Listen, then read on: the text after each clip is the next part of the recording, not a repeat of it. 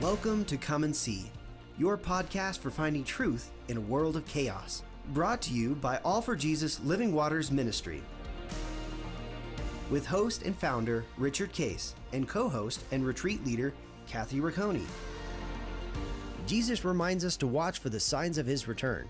Today we will explore further what we are seeing in our times that line up with what signs he said would indicate the potential of the end and his return.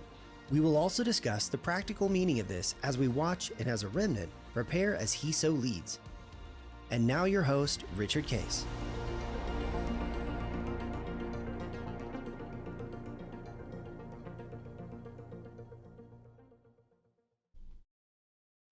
Well, good morning, Kathy. It's End Times Friday today that we get to continue our series on that. How you doing today? Good morning. Happy Friday. I always look forward to these. There's so much to hear and learn. I'm excited. Yeah. It's been a good week, though. I've been enjoying this week and certainly enjoyed having the Cardis on yesterday. Yeah. They're pretty exciting to see a couple that, has learned start to live it out, learn what it means to abide and discern God's will, and they're just being led in amazing ways. So it's a beautiful story that we get to be part of and get to see. And that's what we're trying to, one of the things we're trying to illustrate with guest days is, this isn't, Rich and Kathy just giving you our interpretation of Scripture. Is that right.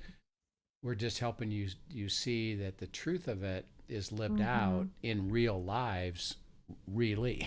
So yes, and that, and we see that, all the time. We had I think I mentioned this earlier in the week, but we had a retreat recently with executive wives and people that literally would be called neophytes in Scripture, neophytes in their walk with God. And just through one weekend of getting into the abiding truth, learned to abide, did hear from God, and now they're on a new journey, right? That is dramatically already, because we have some follow-up with them already, changing their lives because they're walking with God, and it's an amazing thing, and we get to see that all the time. So it's not a hokey thing or it's not a strange thing. It's the essence of life with God, and we get the privilege of seeing that all the time. So as we talk about the end times right now as a possibility, we're in this discussion of Matthew 24, where Jesus said, "Watch the signs. Look at things that are happening, and you'll start to recognize the acceleration of them that will lead to the tribulation and then Christ's return." So we've talked about wars and rumors of wars, economic trouble, earthquakes, things that are happening around the world physically. And you actually sent this to me, but everybody, I think, probably recognizes, at least we in the United States, we pulled out of Afghanistan. Right. And interesting enough, what's happened is that when we pulled out, the Taliban, which is the extremist, have started attacking cities and taking over cities that we now, since we're not there to protect them. Right. And they've already taken over so many. Yeah. It's full force, full steam ahead right now. Yeah. So it's war and rumor of war, and they take it over by war. Right. By literally, guns and ammunition and attacking people. And then they take over the city. So it's chaos over there. And again, the acceleration of that is coming. Also, this is interesting that the defense minister for Israel, and I think I've mentioned this, has said that they're preparing to attack Iran.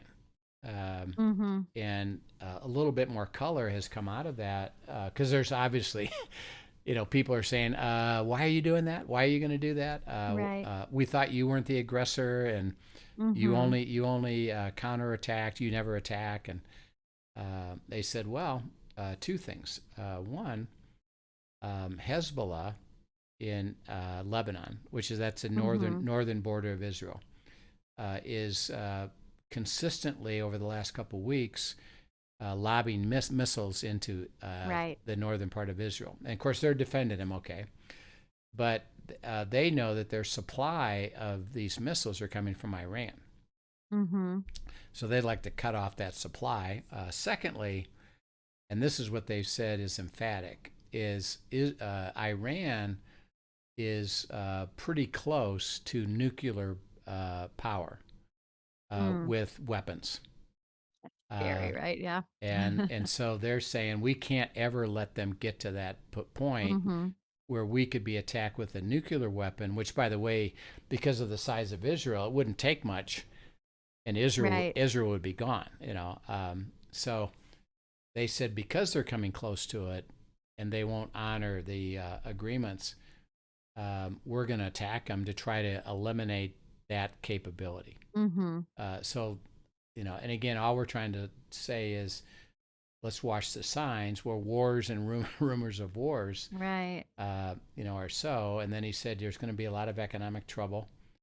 And, we're experiencing it, even in this country right now. There's consideration of, maybe forcing businesses to lock back down because of what they say is a Delta variant.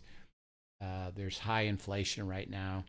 Right. That is backed in. And I'm sure everybody who's listening can appreciate, but certain things you can't get. Right. Supply chain issues of just supplies that aren't available, cars that can't be fixed, equipment that you can't get because they're not there. Delays are becoming the norm. Yes. Like I feel like in the last few months, we've really just had to transition our thinking into the conveniences that we were used to in America are no longer. Right. We are now in delays, and now there are these shortages and things that we have just always taken for granted that we would always have are definitely hitting us too now. Right. Right. And so that it's going to cause economic chaos, which we've talked about is. Is there a recession? Is there a severe economic problem coming? And again, we've talked structurally that with the central banks, they've promoted the government's borrowing money Right. to the level now that they really, even when they should, they can't raise interest rates. And because of that, inflation hits. And the currencies become less valuable, and the ability of the country to function becomes more problematic. And the only thing I'm trying to say there is it leads to the possibility that actions could be taken to collapse economics. Why? Well, because the structure for collapse is there. Right. It doesn't mean they're going to at the moment or even in the next few months, but because the structure is being set up, and it's in my view of it, it's not reversible. So that because where we've come, and this is governments all over the world that have used debt to function. Right. Well, that's why the system is fragile. And if certain things happen, which, by the way, the central banks could cause, it would start to collapse the system. And it's not recoverable. And so what would be the remedy? Well, let's get back to fiscal responsibility and have the debt of the nations paid down. Okay. If the nations tried to do that, it's interesting enough, it collapses automatically. Because why? They don't have the way that it's now operating is it becomes disruptive to a portion, a segment, something in society would have to change dramatically in order for me to get balance the way I'm spending money. Okay, like for example, let's say the United States said, we're going to balance the budget, which they should, by the way. Okay, what's a one way to do that? Well, and I'm using extremes here. Okay. Let's eliminate military. Mm. If we stop spending money on military, we could balance the budget. Right. Okay, interesting enough. Now, there's two things about that. One, we then have no ability to defend ourselves. Mm-hmm. So that leaves us open, vulnerable. And by the way, we opened the show with what? We went out of Afghanistan. In other words, and what happened there? We stopped the military operating there. Mm-hmm. Well, what happened?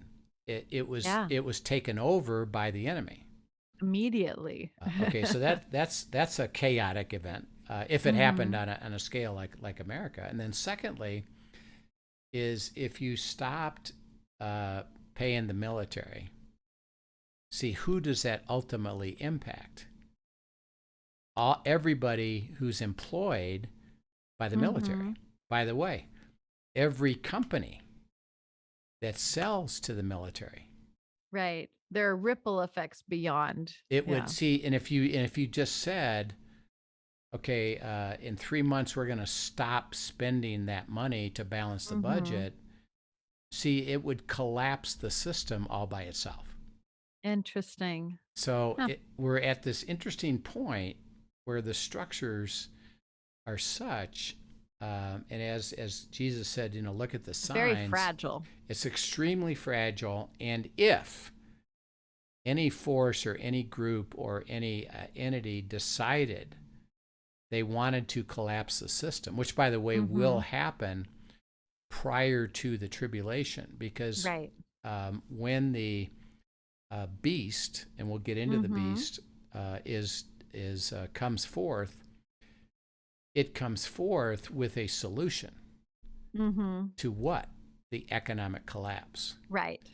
And they say, yep, it happened. Yes, you're suffering. Yes, you're experiencing this awful stuff. We have a solution to that. And, and it's called one world government and one economic system. And again, and I'm just sharing what Scripture says. Right. It says, willingly, the people of the world embrace it. Right. They don't say, you forced me to, I hate it, I'm going to fight you, I'm coming against you. They willingly accept it. And the reason why? Because they're in such dire straits economically that when I'm offered this solution, I willingly say, yep, I'm going to do that, and isn't that a good thing? And the world does, except, by the way, the remnant, which we'll talk about. Right. And that's, what you're talking about too, puts such an emphasis on us needing to be aware of global impact. Yes. Of why, because I think in America, we do tend to stay America centric and view everything as to how it's impacting us.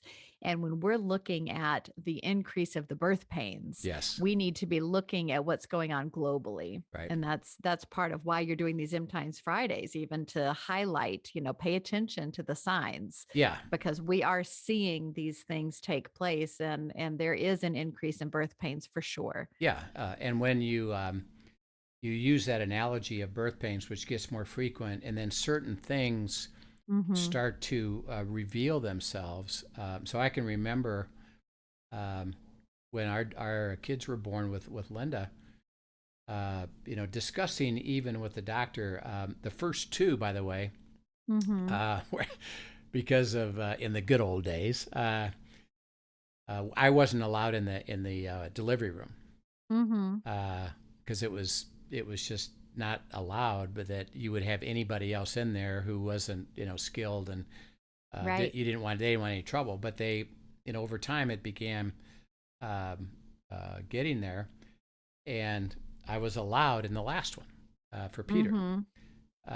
So I got to see the whole thing. But talking to the doctor as we're getting ready to go in, he says she has dilated now to a certain point where she's able to have the baby.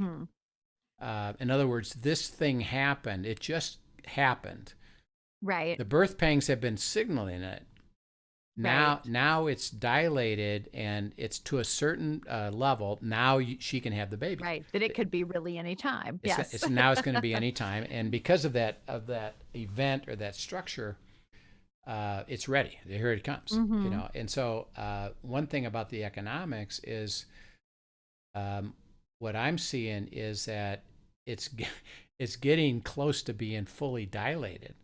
Right. To the structure is such that the outcome Mm-hmm. ultimately will be the collapse. And now, Right. now you can see the structure is in place for Mm-hmm. that collapse to happen. And of course, our question is this it? Mm-hmm. The answer could be yes, it is it. Or is this just another event along the way? So yes, it's going to collapse, but it's going to collapse at a different level, and it's not going to be the ultimate collapse. Mm-hmm. Even though, yeah, you see it correctly, maybe you don't see all of it correctly. Don't see the full picture and that's why necessarily. we got to keep looking for the sign, but not saying that, well, that's absolutely it, because there's more to the Right. story. Well, Jesus, as he tells us, we've gone through, look at the signs. He tells us further more about these signs and what the things are. So let's go to Matthew 24, and Mm-hmm. read verses 32 to 51. Matthew 24, 32 to 51. Sure. From the fig tree, learn its lesson. As soon as its branch becomes tender and puts out its leaves, you know that summer is near. So also, when you see all these things, you know that he is near at the very gates. Truly, I say to you, this generation will not pass away until all these things take place. Heaven and earth shall pass away, but my words will not pass away. But concerning that day and hour, no one knows, not even the angels of heaven, nor the Son, but the Father only. For as were the days of Noah, so will be the coming of the Son of Man. For as in those days before the flood, they were eating and drinking and marrying and giving in marriage until the day when Noah entered the ark, and they were unaware until the flood came and swept them all away, so will be the coming of the Son of Man.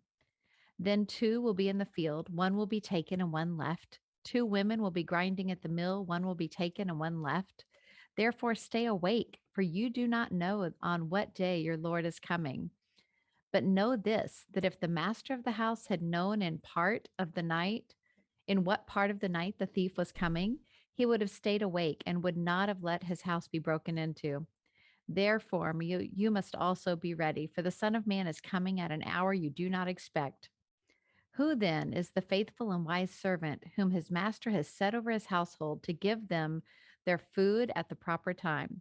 Blessed is the servant whom his master will find so doing when he comes. Truly I say to you, he will set him over all his possessions. But if that wicked servant says to himself, my master is delayed, and begins to beat his fellow servants and eats and drinks with drunkards, so the master of that servant will come on a day when he does not expect him, and at an hour he does not know, and will cut him in pieces and put him with the hypocrites in that place where there will be weeping and gnashing of teeth. Yeah. Wow. Whoa.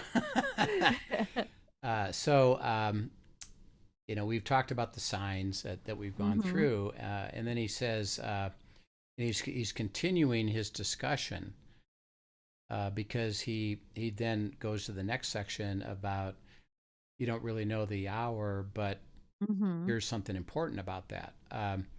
So he's still talking about the signs of the end, and he says the parable of the fig tree. Mm-hmm. Um, that when you see the fig tree come back with life, you know that the summer is here. This is it. Mm-hmm. Um, and he says when you see that happen, you know that it's at the door. Mm-hmm. Here it is. And he says this generation will by no means pass away till these things take place. So that, again, this is where he's referring to Israel. Mm-hmm. When you see the fig tree come back to life? Well, we know in 70 A.D., Israel was destroyed and no longer became a nation. Right. So they had no homeland. Mm-hmm. Interesting enough, which is remarkable all by itself, Jews are descendants of Jews, Right. and they marry Jews.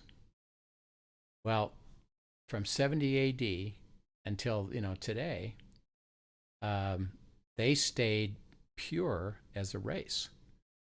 Mm. So their descendants married other Jews in these foreign countries when they didn't have any ownership or the ability to establish a government, because they couldn't form together. They had no place. They had no place to go. So there's a group of Jews that have stayed pure as far as the bloodline. Obviously, not all Jewish people have, right? No, there is a large number of not every Jew, because some Jews married away from other Jews, right.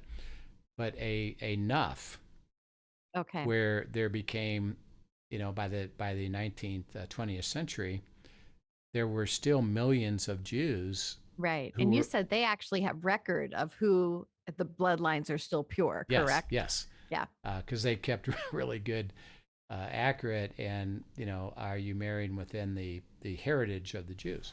And interesting enough, which we see in the New Testament in Revelation, the 12 tribes. So all the Jews represent groups from those 12 tribes, but they still understand, their descendants. Wow. So he said the 12 tribes of Jacob, Israel, will actually reconvene in the end. So they disperse, and this is really interesting. They didn't have a homeland.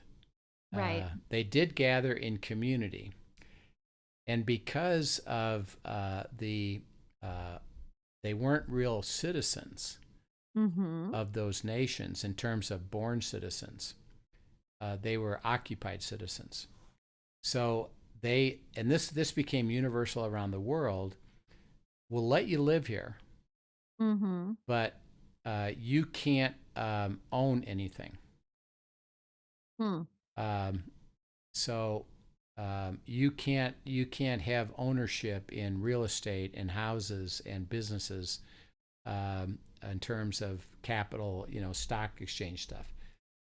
Well, they they're really good business people. And what they did have and what they could do is they had money. And they knew how to earn money, and they saved money because they didn't have any place to own it. Right. So they just saved it up. And by the way, this is interesting.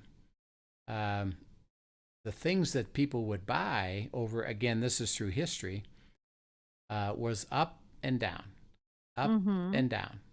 So you could own, let's say you could own a farm, and it would be worth X dollars if you wanted to sell it to somebody.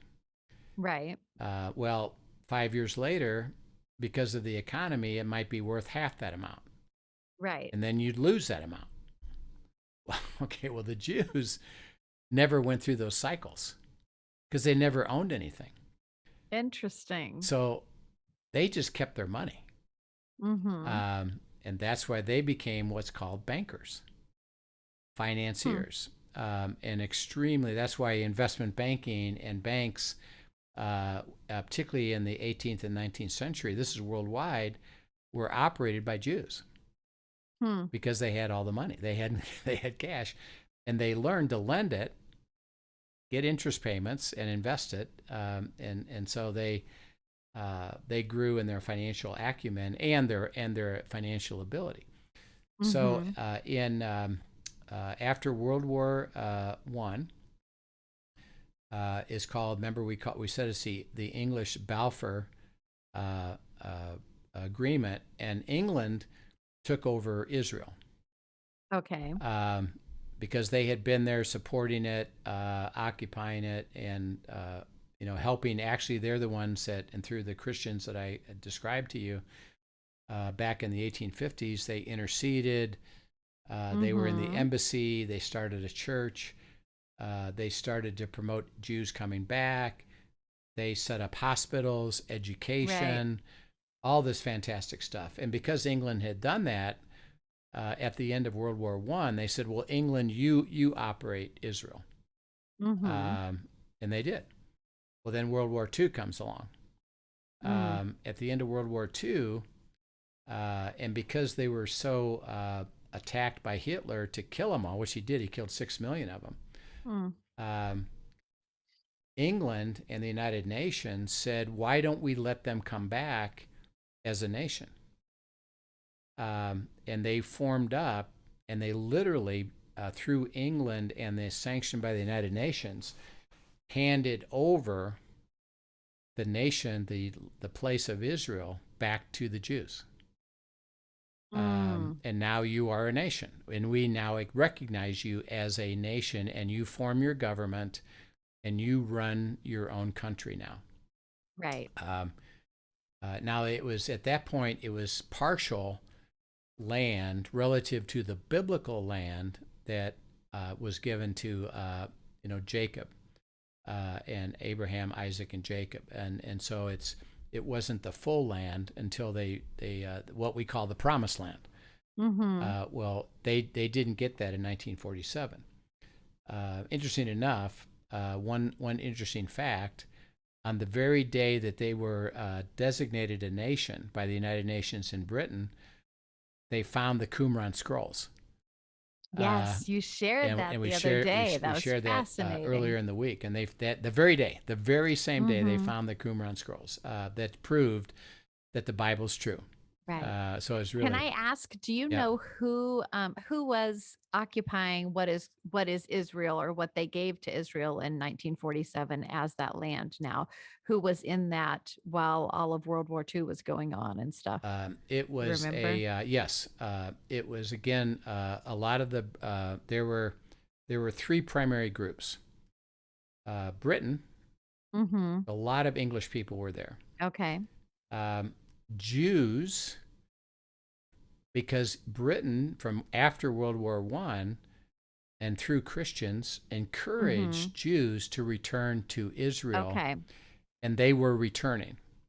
So that had already begun. Okay. They were there. Now, they weren't ruling, Okay. and they didn't have a government, but they were physically But there. there was at least a presence, a percentage there. They were there, and they were operating in business.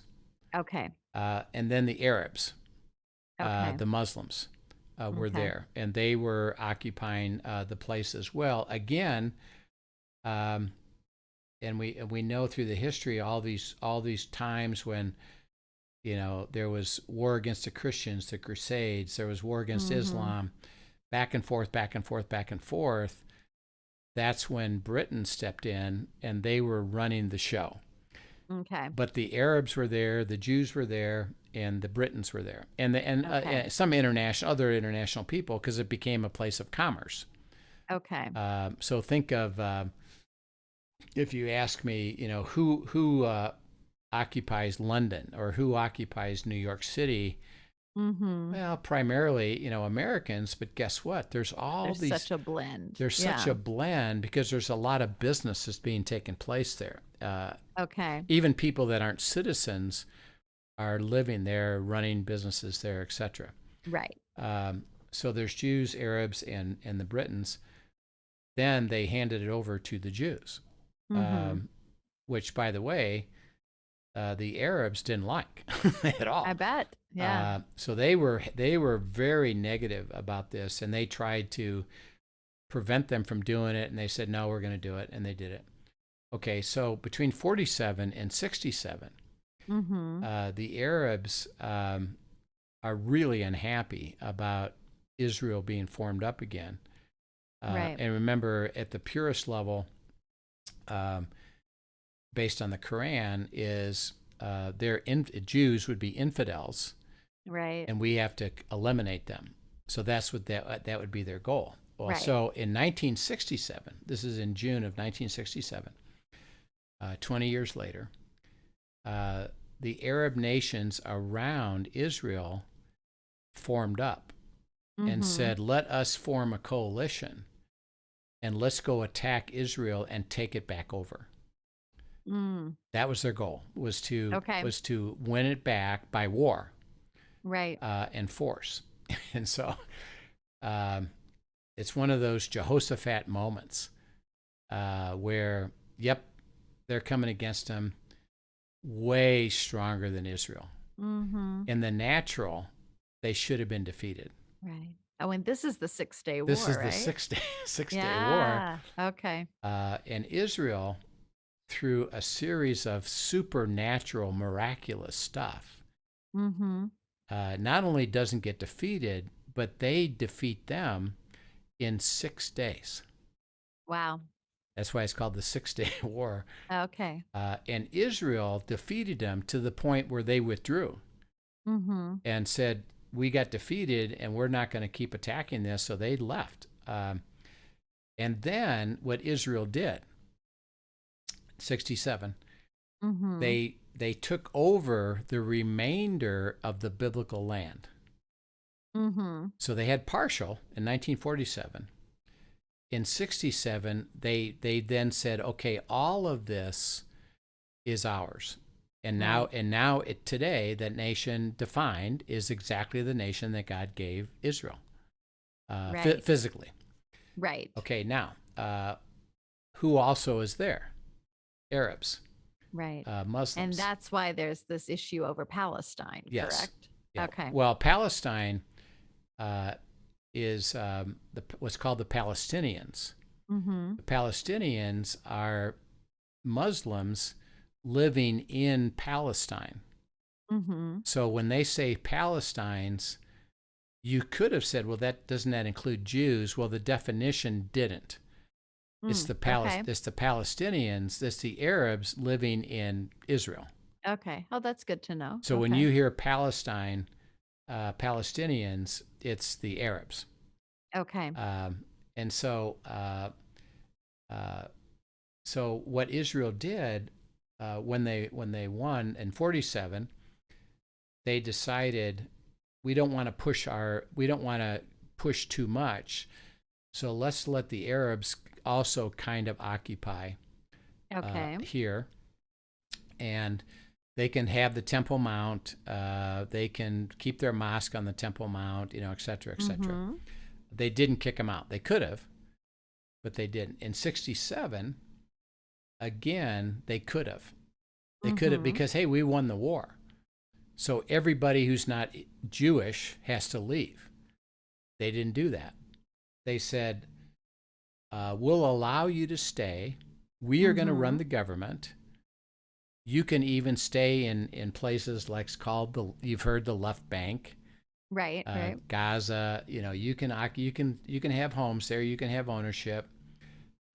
We'll have a democracy, and you can even vote in that democracy. But we are going to continue to rule with our system, which is the prime minister, the president, the Knesset. The way we've structured it, the Arab nations are run primarily by dictatorship.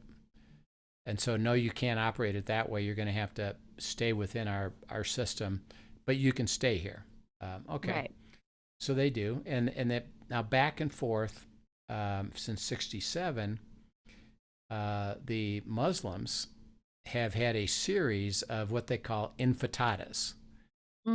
Intifada's are, we're going to attack Israel with terrorism and try to defeat them from within.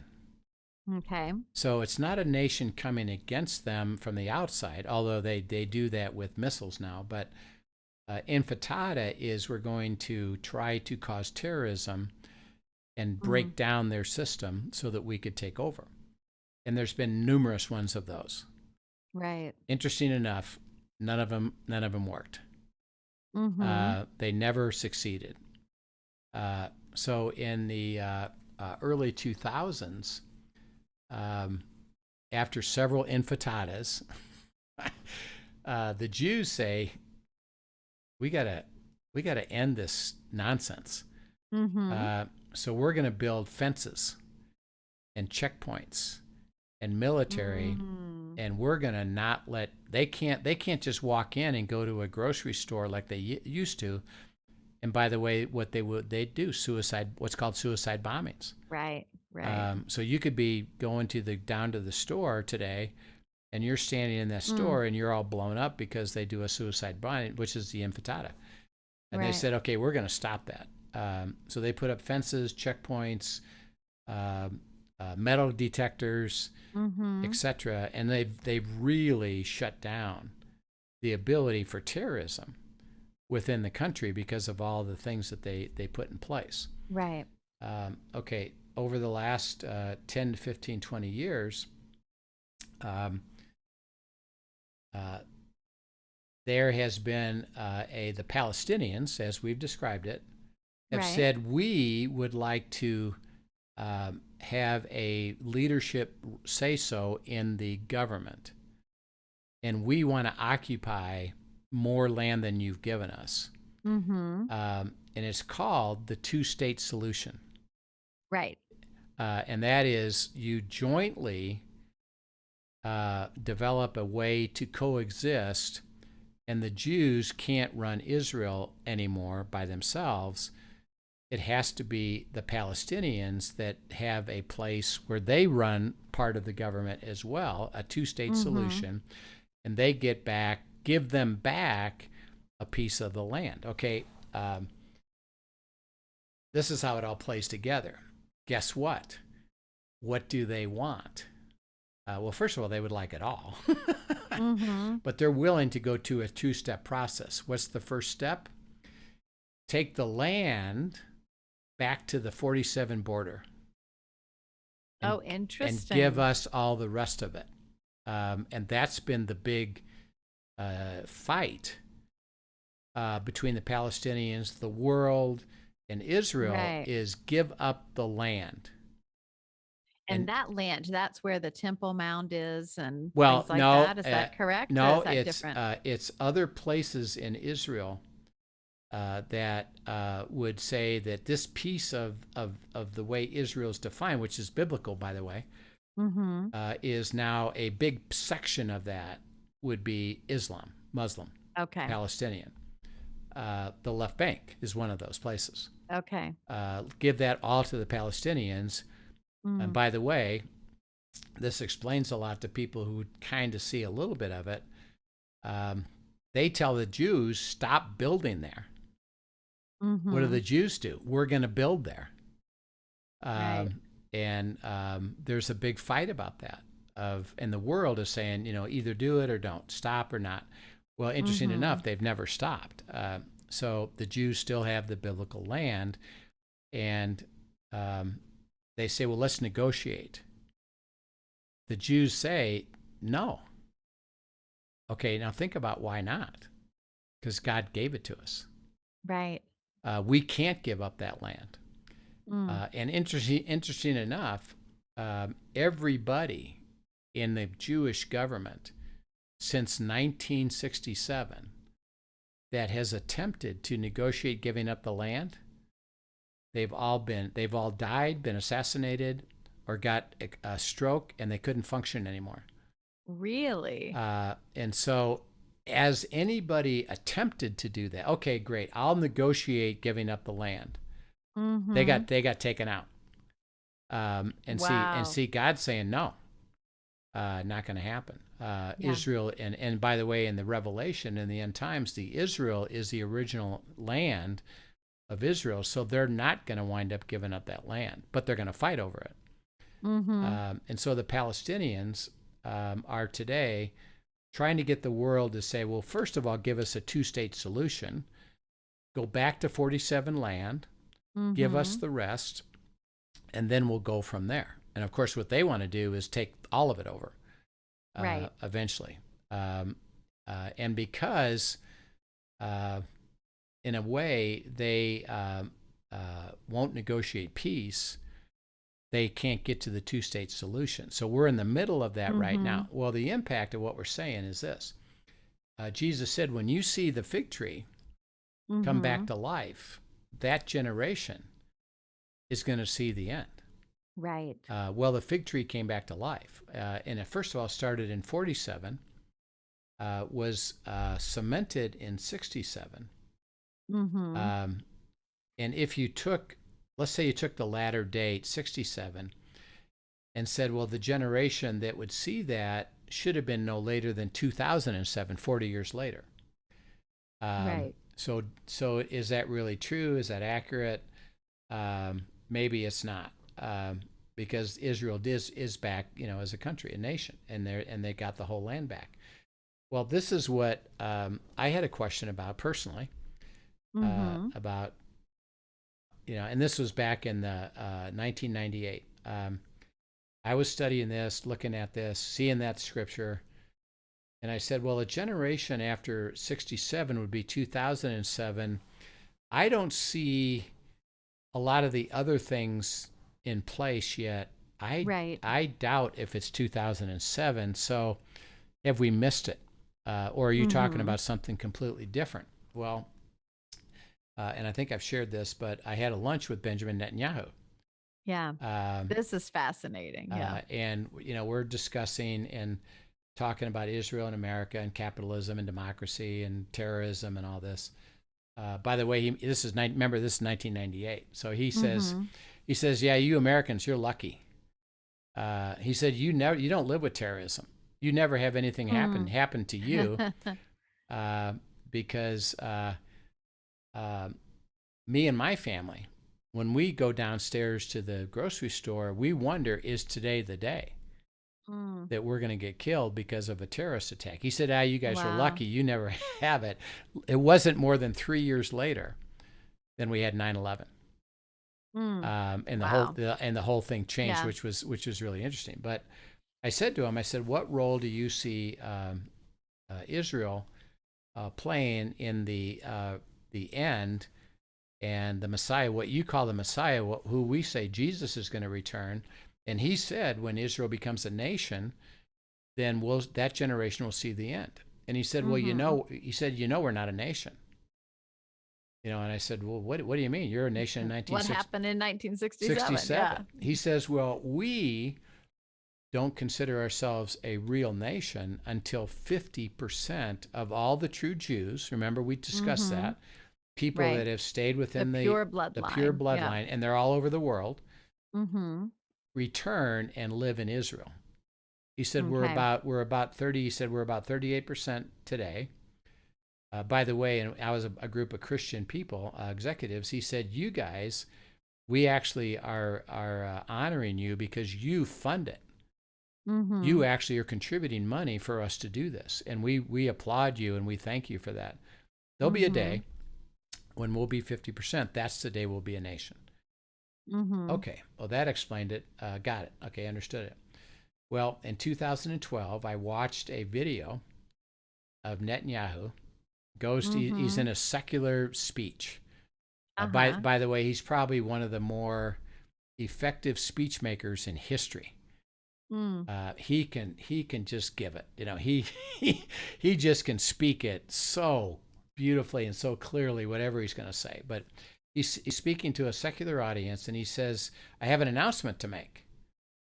Today, we're a nation. Wow. We have exceeded. That's 2012. 2012. We have exceeded 50% of all the Jews in the world now live in Israel. And I just want to let everybody know today we're a nation. And it was like, okay. Well, 2012, 40 years later, would be 2052. So maybe the clock started. Right. Because of that event, of that return. Right. Go ahead. I was just going to say, I heard something the other day too, and I don't know exactly where the prophecy is, but I believe there's a prophecy that the word of God, the Bible, will be translated into available in all languages before the end comes. And I did hear that the group that is primarily responsible for translations met again in April. And with current technology, the timeline currently sits at 2033.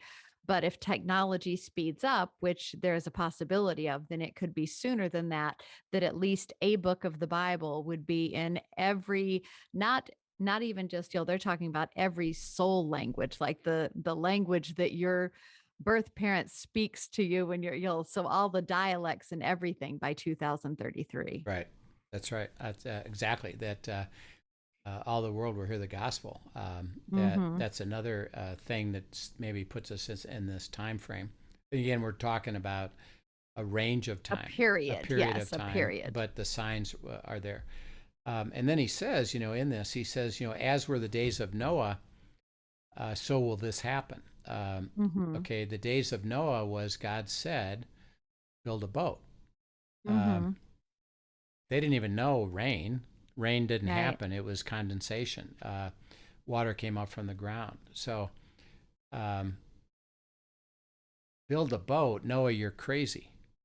We don't believe that. And so it says, as in the days of Noah, everybody went about living their own life with no regard for the sign, which was the boat's getting built.